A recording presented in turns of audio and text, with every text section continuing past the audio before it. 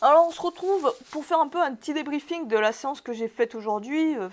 J'ai voulu un peu m'entraîner un peu en faisant ce que j'avais prévu, mais sans me foutre la pression. J'ai fait un peu de l'improvisation, quoi, au feeling.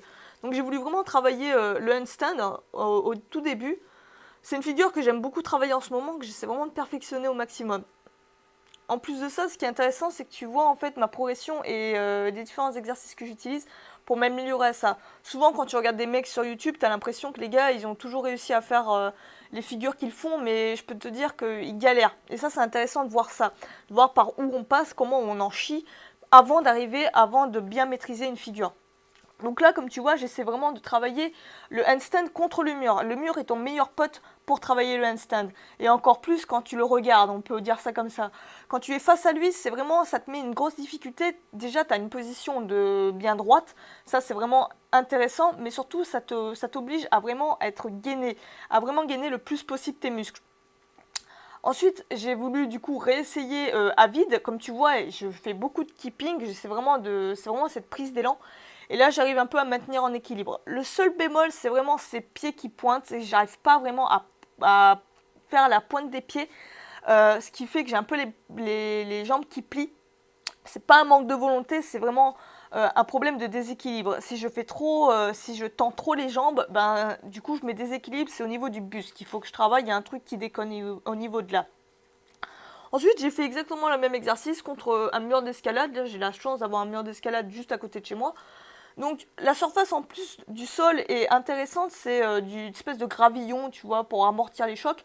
Et c'est vraiment instable, ça met vraiment au défi ton handstand et ça met vraiment une forte pression sur les poignets. Faut faire attention, si tu as les poignets fragiles, je te le déconseille. Mais changer de surface est intéressant. Ensuite, j'ai voulu également travailler un peu les muscle-up. Donc là, Bradley m'avait fait découvrir une vidéo d'Ido Portable qui est un excellent youtubeur que j'aime beaucoup. Sa méthode est excellente sur le mouvement.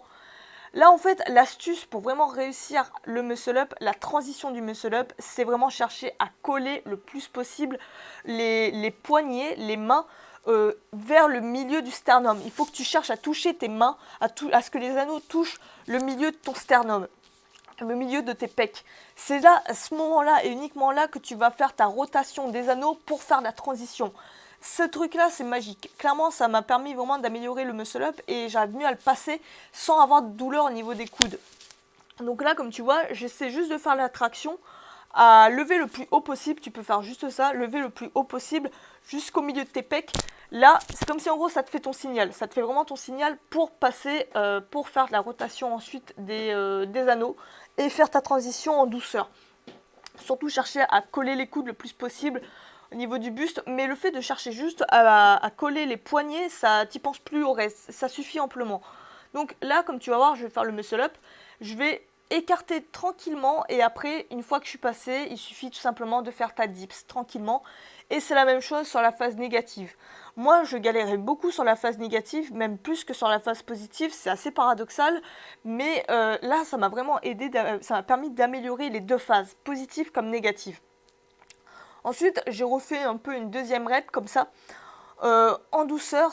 J'essaie de faire plus des singles. Des singles, j'appelle ça des singles, c'est en fait je fais une rep, une série, une rep, mais j'en fais beaucoup de séries. Je sais pas combien j'en ai pas fait non plus beaucoup aujourd'hui, mais en général ça va au minimum à 5 séries de une seule rep. Ça permet vraiment de se concentrer sur la technique et vraiment travailler le plus possible la tension musculaire. Essayer d'être le plus propre possible. Là, je ne vais pas chercher à faire plus de reps sur les séances suivantes. Je vais juste me concentrer à travailler le plus possible la technique.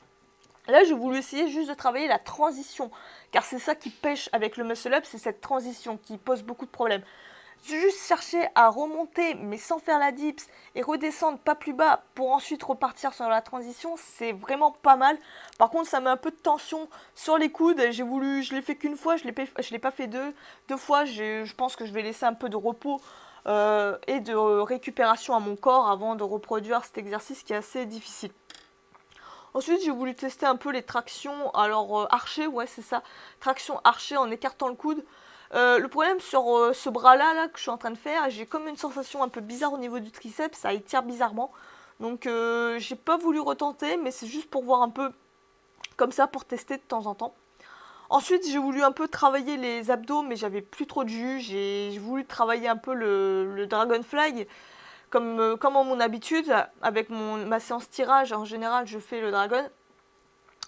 Mais là, j'avais pas vraiment de jus et mon dragon est vraiment négligé, dégueulasse en termes de forme. Donc j'aurais dû m'abstenir. Ça permet de travailler la tension. Là, je mets la barre en fait pour voir jusqu'où je peux descendre. En général, je la touche, mais là, j'ai pas pu la toucher. Ma forme était vraiment négligée. Comme tu vois, j'ai pas assez de gainage au niveau du bas du corps et je suis un peu cassée. Tu vois, j'ai encore les genoux un peu fléchis. Donc c'est pas ça, j'avais plus de jus, ça servait plus à rien. Donc comme tu vois là, ça va pas, ouais, ça va vraiment pas, tu vois, ça descend pas plus bas. C'est pas grave, même si ça descend pas plus bas, du moment que je perds pas la tension, c'est ce niveau-là en fait qui me permet de déterminer jusqu'où je dois descendre. Du moment que je perds pas d'attention, que je suis pas au point de non-retour, ben je peux continuer.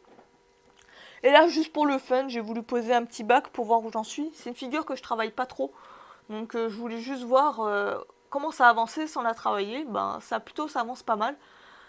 Pareil, je vais pas jusqu'au point de non-retour.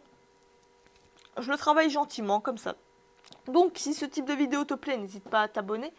N'hésite pas à laisser un commentaire si tu as des questions, etc.